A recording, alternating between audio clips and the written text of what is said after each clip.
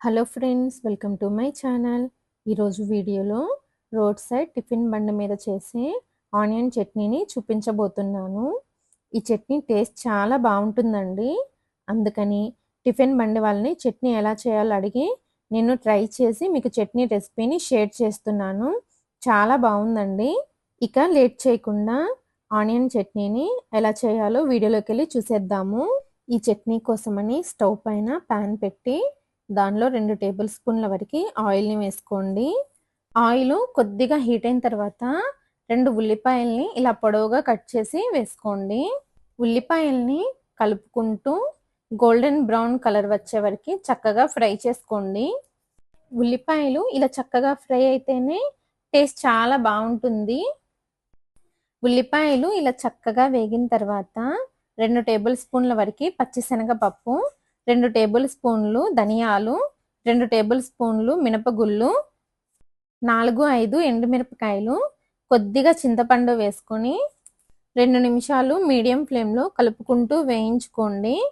2 నిమిషాలు ఇలా కలుపుకుంటూ వేయించుకున్నామంటే పప్పులు ధనియాలు చక్కగా వేగుతాయండి. చూసారు కదా, 2 నిమిషాలకి పప్పులు ధనియాలు చక్కగా వేగిపోయాయి. ఇప్పుడు ఫ్లేమ్ని ఆఫ్ చేసేసి వీటిని పూర్తిగా చల్లారనివ్వండి. ఇవన్నీ పూర్తిగా చల్లారిన తర్వాత మిక్సీ జార్లోకి తీసుకోవాలి. ఇప్పుడు రుచికి తగినంత ఉప్పు, గ్రైండ్ చేసుకోవడానికి తగినన్ని వాటర్ వేసుకొని చట్నీని బాగా మెత్తగా గ్రైండ్ చేసుకోవాలి. చూసారు కదా, ఇలా మెత్తగా గ్రైండ్ చేసుకున్న తర్వాత ఈ చట్నీని ఒక గిన్నెలోకి తీసేసుకోండి.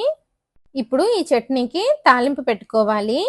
తాలింపు కోసమని స్టవ్ పైన తాలింపు గిన్నె పెట్టి దానిలో 1 టేబుల్ స్పూన్ వరకు ఆయిల్ వేసుకొని నూనె వేడైన తర్వాత 1/2 టీ స్పూన్ ఆవాలు, 1/2 టీ స్పూన్ పచ్చిశనగపప్పు, 1/2 టీ స్పూన్ జీలకర్ర, 1/2 టీ స్పూన్ మినపగుళ్ళు, 1 ఎండుమిరపకాయని ఇలా చిన్న ముక్కలుగా కట్ చేసి వేసుకోండి. తర్వాత తాలింపుని బాగా ఫ్రై చేసుకోవాలి.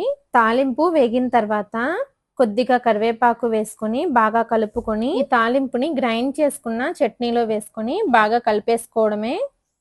చూసారు కదా, చాలా టేస్టీగా ఉండే ఆనియన్ చట్నీని.